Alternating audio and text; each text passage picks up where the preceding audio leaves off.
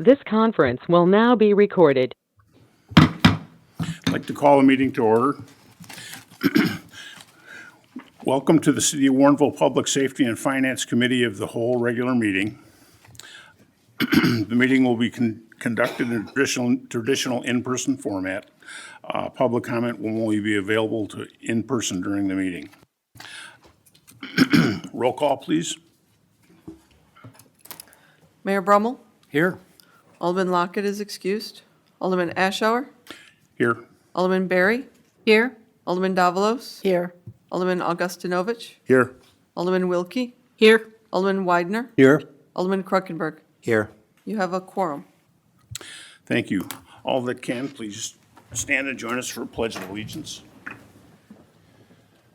I pledge allegiance to the flag of the United States of America and to the republic for which it stands, one nation, under God, indivisible, with liberty and justice for all.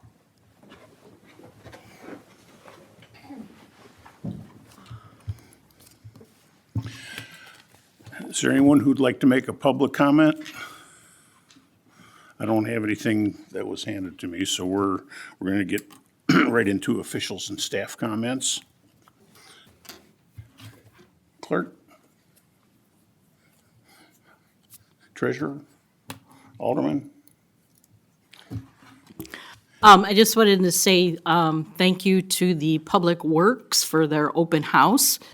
Very interesting to see all of the trucks and to listen to the passion that the employees have about the jobs that they are doing. And I also wanted to publicly say happy birthday to my husband, Colin Wilkie. Anyone else? Mayor? I'm good, thank you. Then we'll get right into the business of the meeting. F1, consideration to approve the closure of certain local streets for the annual Independence Day parade route, parade staging, and Searney Park Festival as stated in the Warrenville Friends of the Fourth Committee Chairman Colin Wilkie's letter dated May 6, 2024. Deputy Clerk? Well, Mr. Wilkie was supposed to be here to present his request, but the letter was included in the agenda packet, and it's standard, the same as previous years. There's been no change to the parade route. If you have any questions, feel free to ask, and I'll convey them to the committee. Any comments from the council?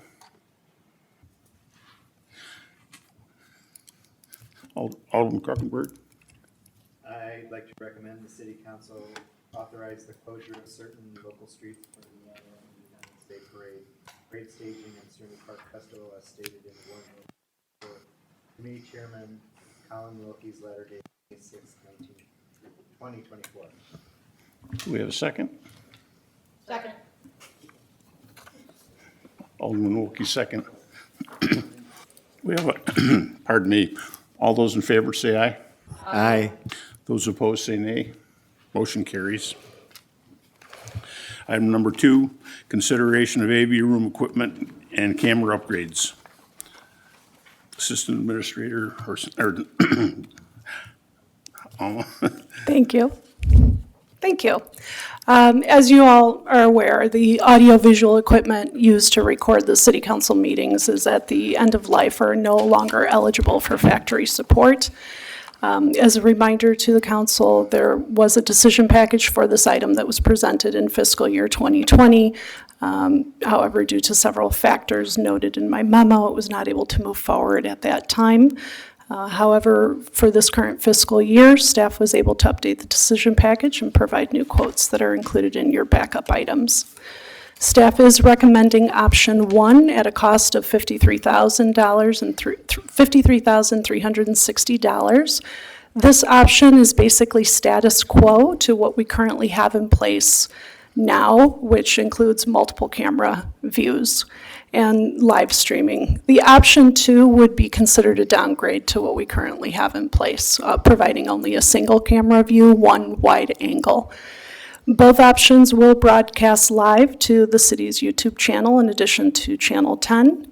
I would like to note that the GoToMeeting links that you see up here would be eliminated with this. They would not be necessary unless we have someone attending remotely and they would need to participate that way. In that instance, we would create a meeting at that time and provide a link for those individuals, but we would not need to proceed forward with this option.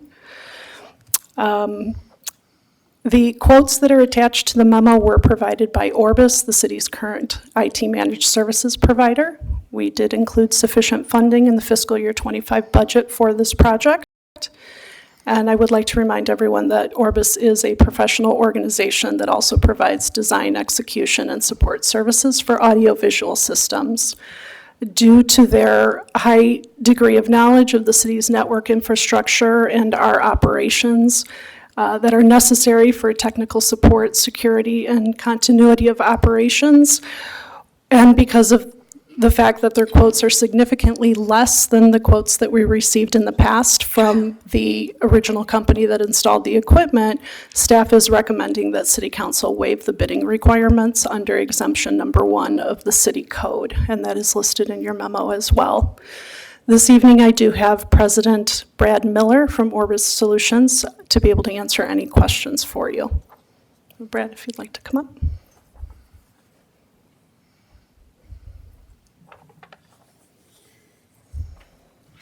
Good evening. Any questions? Microphone. Oh, Hit the button. there we go. AV guy that doesn't know how to use a microphone. Any questions from the council? Alderman Davalos? Thank you. So the difference in price, Yes. is there anything other than the other 3 cameras that is included in that extra money? It's 3 cameras and the video switching device, so the video board in the back. Because with only 1 camera, you don't need the video switching device to go between Okay. the different cameras. Okay, but nothing changes with the microphones or anything? We're just No, the talking microphones cameras? are actually relatively up to date, and they're fine. Okay, thank you. Alderman Widener? Yeah, I wonder if there's any warranties, and is there a stipulation, once you install, that you'll have staff or people available to fix it within a certain period of time if there are any failures or glitches? Yeah, so as part of our IT contract, we also manage the AV setup in here. So when there are issues, we handle that just out of our normal contract. We also offer a year workmanship warranty on the labor, and then any of the, obviously, the factory warranty, which I believe on most of that is 5 years. Okay, thank you. And have a question for Alma. Did we waive competitive bidding requirements for this purchase? I am requesting council approval to waive the bidding requirements for this one, yes. Okay, thanks. Alderman Berry? The microphones that we have here are hooked up to the system. The microphones that are at the table, where everyone else sits, are, I'm assuming, wireless. I don't think they work that well. It's either they don't work or the people that are using them don't use them properly. I have a terrible time hearing, understanding what the people are saying. I don't know if there's upgrades to those microphones, or do we need more? Does each person need one? And maybe they need to be wired. I don't know. Yeah, I mean, there's a number of factors that go into that. Obviously, somebody's projection voice. There's also gain controls in the back that maybe need to be adjusted that we could look at. There are different types of microphones too. But yes, we could look at that. I know, because and I know that Alderman Davalos is also, we've talked about it, and it's just difficult for us to hear sometimes. Like I said, I don't know if it's the people speaking into the microphone, or they're not projecting, or they don't keep it close enough to their mouth. I don't know. We can add that. We can evaluate the wireless mics again and seek options, whether it be to upgrade these or maybe research options to potentially add speakers behind the dais, maybe to amplify the sound a little bit better. We can research that and try to make some improvements for certain. Okay, thank you. Alderman Augustinovich.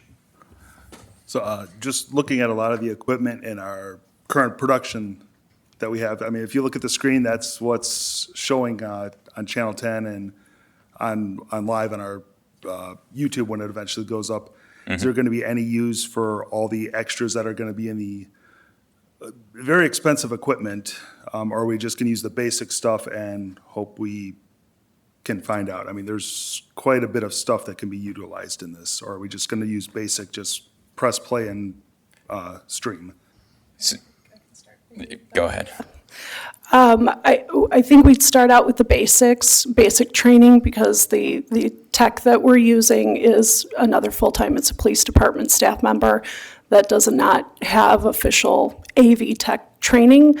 So I think we would start out with basics. If council wanted to expand on options to be more of a audio-visual tech, adding additional features, we could certainly look into it at that time and see if there's a need for a higher level type position to be in place to be able to execute additional features. Does that answer your question?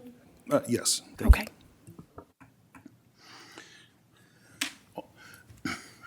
Alderman Davalos?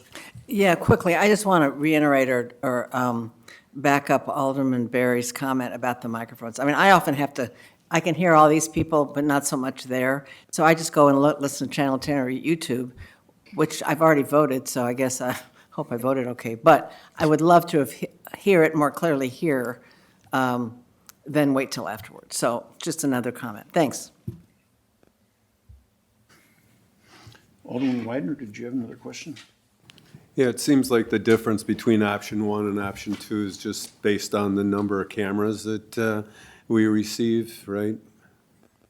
Or that we will. Yeah, it's have. primarily that, and then the switcher equipment. Which gives you a little bit of options as far as what you can display in addition to just the cameras. You could have the a computer back there fed in if you wanted to put the agenda up or something on as well. So there's a few more production related options that you have with the video switcher. Is the recommendation from staff option 2 or 1? Option 2, Two. with the multi-camera view. And that's based on option 1. viewership in a lot of ways too, that if we had thousands of people watching and we're excited about all the action that took place in our meetings, then it might be worthwhile to have the different camera angles and things like that. But this is similar to a court proceeding, and you generally, they get by with one view of the courtroom or one view of the council members here. It seems like that's sufficient for our purposes, correct? It could be, if that's the route that council wanted to go. One of the factors that I took into consideration was with the multi-camera view and with the switcher equipment, it will allow us to display any presentations that are on the monitor up on the screen while it's being recorded. With the single camera view, it would be the recording from the camera going to the monitor versus the direct feed from the monitor going out to the public. So for example, the camera would have to point at the monitor in order for the public to be able to see what's being presented. With the multi-camera view, the switcher equipment allows direct feed from the monitor out to the public, so they would only see what's displayed on the screen, similar to what you're viewing. I see. Does that make sense? Yes. Okay. Is there a drop-off in the picture quality too when you go from one camera to taking a picture of whatever it is that's on the screen? Well, it would be like you're watching the TV and then you're watching the camera's pointing at the monitor. So the view, looking at former mayor, I could use mayor's State of the City address as an example. At one time, we had it working where the PowerPoint feed was directly from the monitor, and it was really clear and visible, and you can see all the words. On some of the recordings, the camera angle is, I believe it's that camera pointing at the monitor, and you really can't see it that well. So the quality is better with the multi-camera view with the feed directly from the monitor. Okay, thank you. Any other questions from the council? Alderman Berry? I would like to make a motion to recommend the city council waive the competitive bidding requirement and approve proposal option number 1 with Orbis Solutions Incorporated for the upgrade and replacement of audiovisual recording equipment and cameras in the amount of $53,360. Second. We have a motion and a second. All in favor, say aye. Aye. Aye. Those opposed, say nay. Motion carries. Thank you.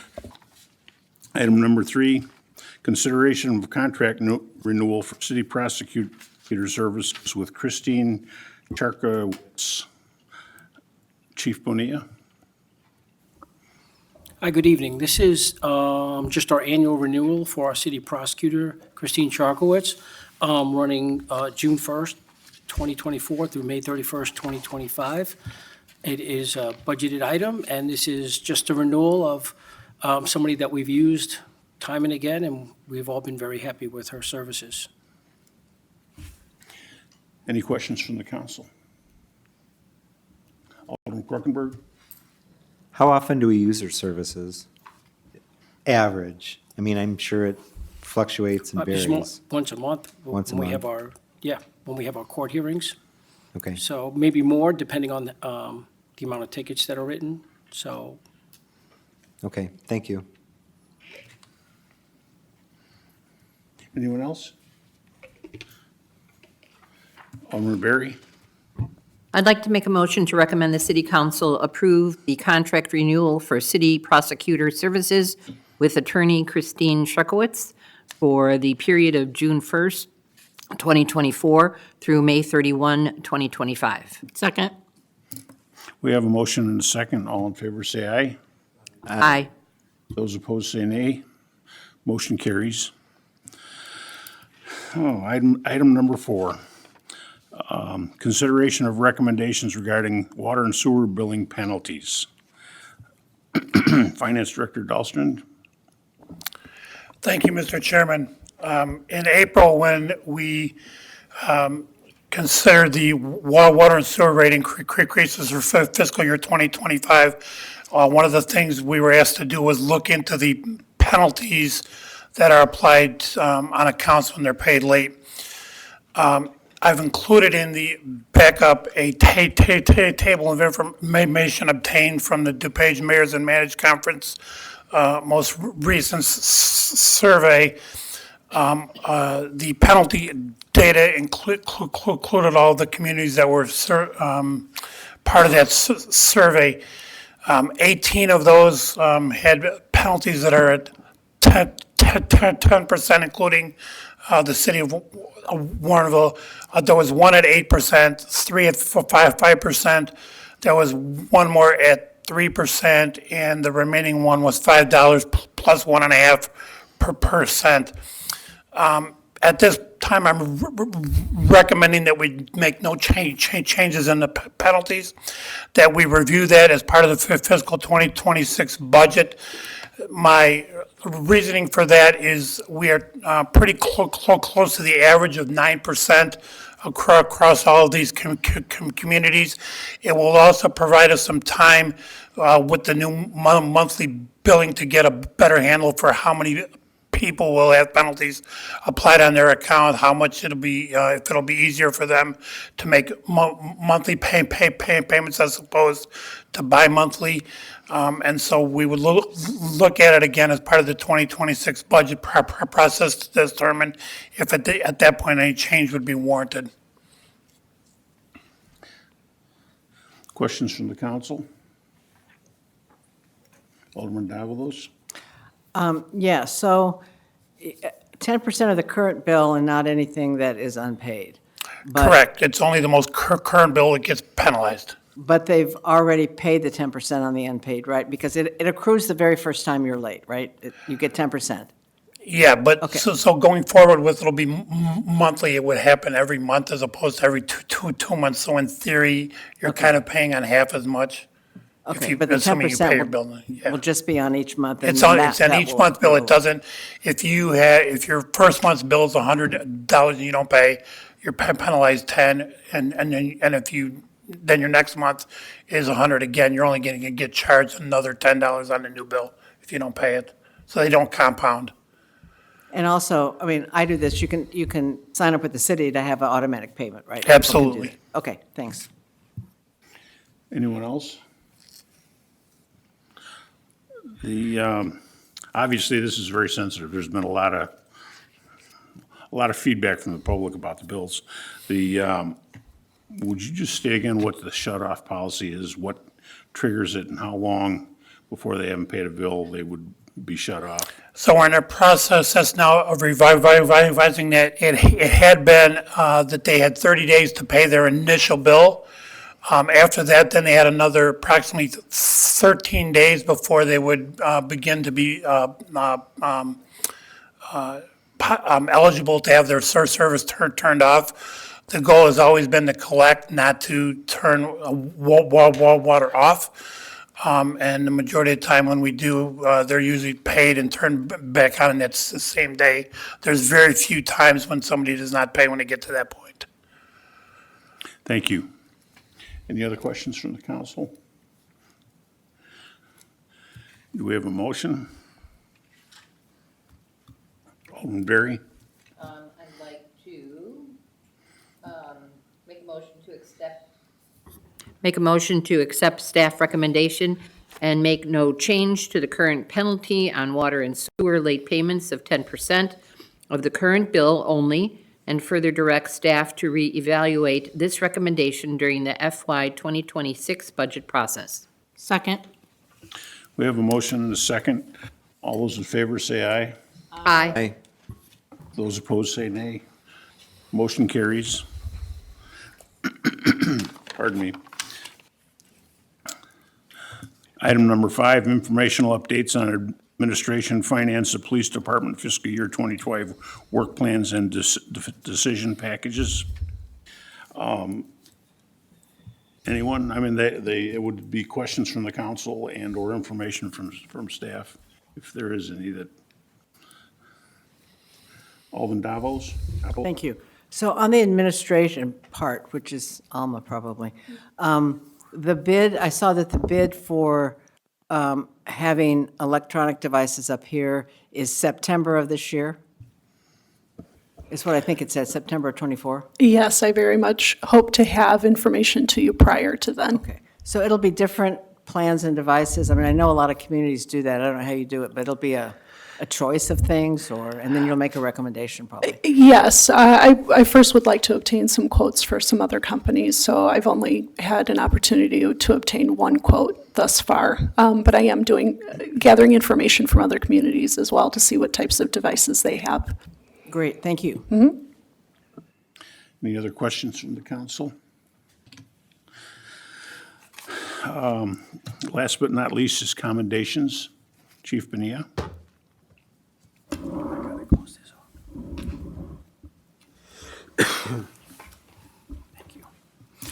We received a appreciation letter from the Village of Woodridge on an assist that happened on April 23rd, 2024. So I'll just go ahead and read this so everybody knows what this was for. On Tuesday, April 23rd, 2024, the Village of Woodridge Police Department requested a merit call-out to assist us in the investigation of a homicide that had occurred in their town. A young man had been gunned down in the street, with witnesses able to attest that a lone suspect had fled the scene in a dark-colored vehicle. Detective Carlo Romero was summoned and responded, and the chief would like to extend their thanks to our police department for providing them with the support with our investigator, as well as his personal thanks to him for his invaluable assistance. His hard work was key to the investigation, resulting in the apprehension of and first-degree murder charges being filed against the suspect. Excellent. Thank you. Anything else to come before the Finance Committee? Safety Committee? Anyone? We just need one more motion. Alderman Krokenberg? I'd like to make a motion to adjourn. Second. We We have a motion and a second. All in favor, say aye. Aye. Thank you. Keep wanting to tape this down. This conference is no longer being recorded. I'm gonna bring some double-sided tape. You have to like turn it upside down so